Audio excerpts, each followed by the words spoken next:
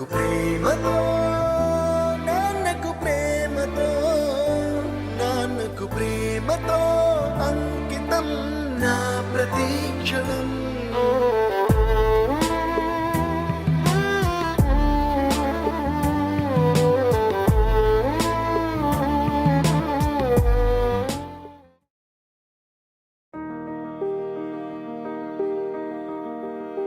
కమలా, బాబు లేచాడా? మావయ్య గారు లేచారండి. తొందరగా వెళ్ళాలని రెడీ అవుతున్నారు. సరేనమ్మా, నీ పని చూసుకో. సరే మావయ్య గారు. ఈరోజు కొంచెం త్వరగా ఆఫీస్కి వెళ్ళాలి నాన్నగారు. మంచిది నాన్న. సరే వస్తాను నాన్నగారు. జాగ్రత్తగా వెళ్ళరా.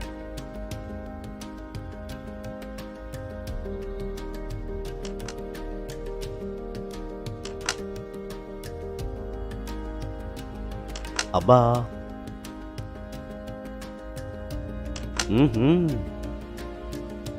మనకి స్ట్రైక్ ఇచ్చేటట్లేడే. బాగుంది మావయ్య గారు. ఎప్పుడు ఇదేనా? కొంచెం విశ్రాంతి తీసుకోండి. అమ్మా, వాడితో ఉండే ప్రతి క్షణం నాకు విశ్రాంతి.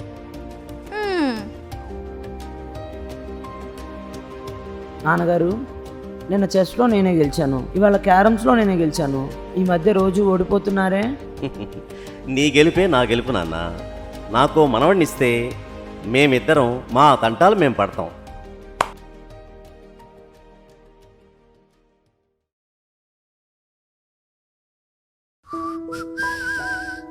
యాహూ! నాన్నగారు, ఈ మధ్య మీ వాకింగ్ స్పీడ్ ఏం తగ్గట్లేదే. మీతో నడవాలంటే నేను పరిగెట్టాల్సిందే. అంతేగా అంతేగా.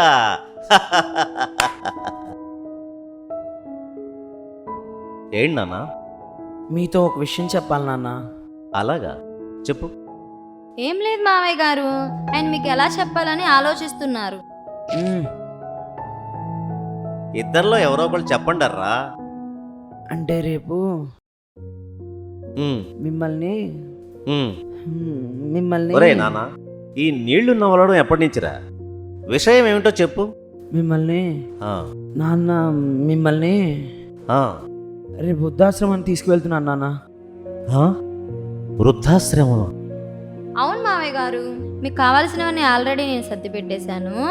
మీరు ఉదయాన్నే లేచి త్వరగా రెడీ అవ్వండి. త్వరగా పడుకోండి నాన్న, రేపు ఉదయమే మన ప్రయాణం. సరే నాన్న.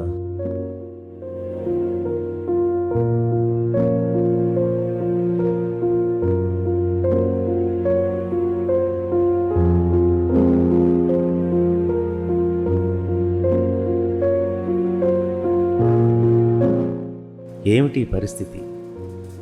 నేను వీడికి అన్నీ చేశాను.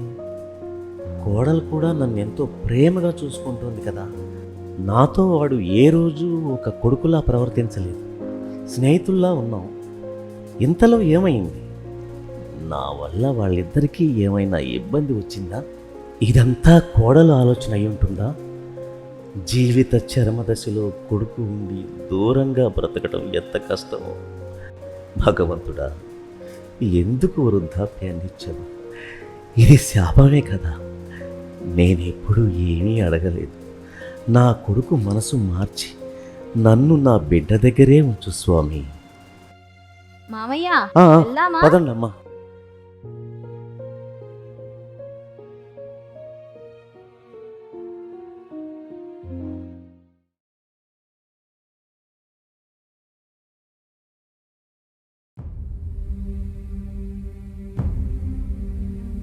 మామయ్య రండి.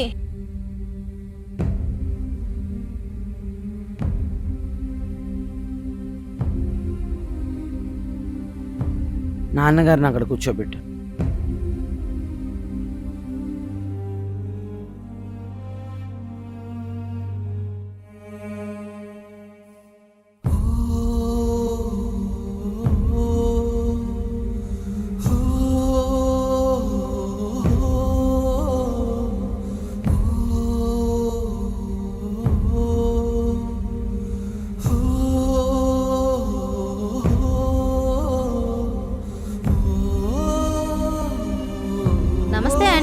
నమస్తే అమ్మా.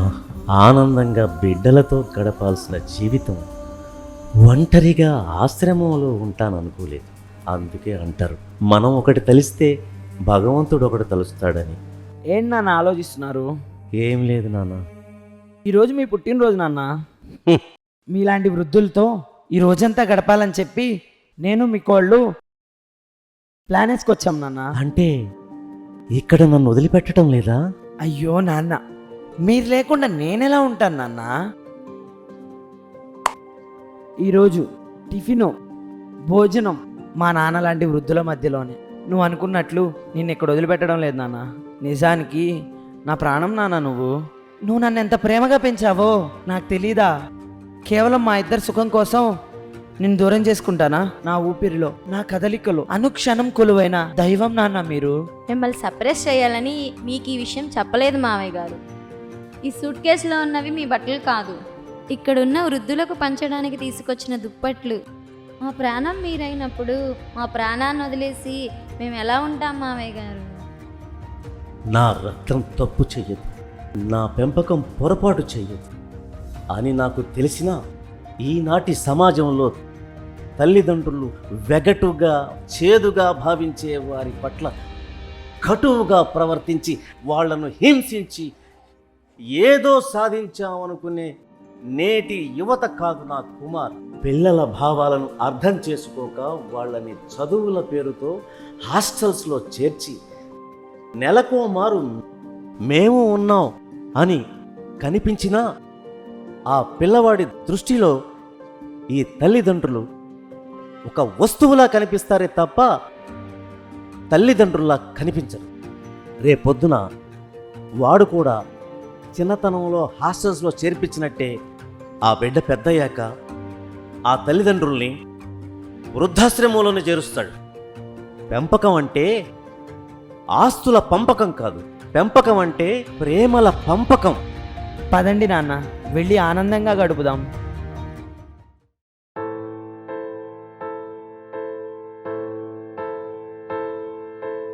ఏ కష్టం ఎదురొచ్చినా, కన్నీళ్లు ఎదిరించినా, ఆనందం అనే ఉయ్యాలలో నన్ను పెంచిన నాన్నకు ప్రేమతో, నాన్నకు ప్రేమతో, నాన్నకు ప్రేమతో అంకితం నా ప్రతీక్షణం.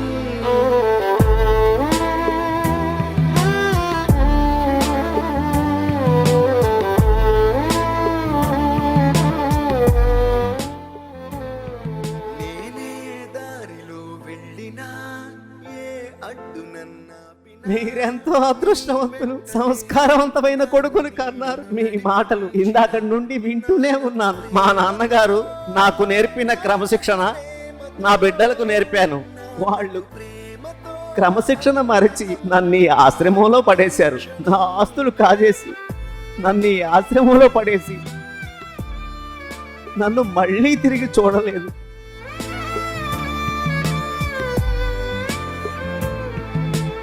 ఏ తప్పునే చేసి చింతించకండి, త్వరలోనే మీ బిడ్డలు మీ గొప్పతనం తెలుసుకొని మీ దగ్గరకు వస్తారు.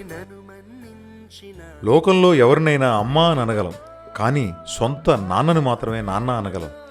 నాన్నలో అమ్మతనం ఉంటే ఆ నాన్న గొప్పతనం చెప్పటానికి ఏ భాషలోనూ మాటలు లేవు. అనుబంధాలన్నీ ధనబంధాలవుతున్న ఈ రోజులలో మీ బంధం మమతల సుగంధమై అనురాగ బంధమై వెలుగుగాక. ఈ చిత్రం చూసిన వారికి శుభం కలుగుగాక. మీ స్వరలయ ప్రొడక్షన్స్.